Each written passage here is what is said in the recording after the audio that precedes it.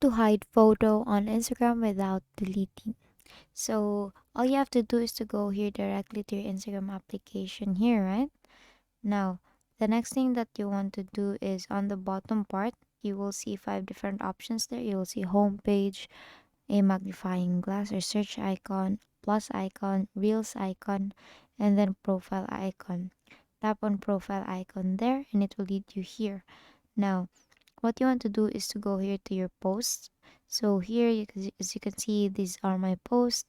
So since you want to hide the photo on Instagram without deleting it, let's say you want to hide this, but you still want to keep this, then tap on that photo and then on the right side, you will see three dots there, right? You just have to tap on that and tap on archive.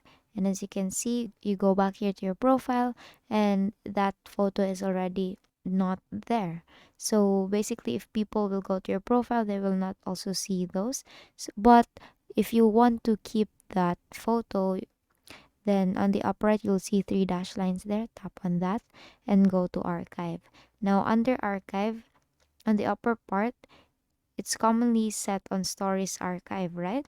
But if you tap on that stories archive, you can see posts archive there. And here you will see your photo. And basically, that is how you hide a photo on Instagram without deleting them.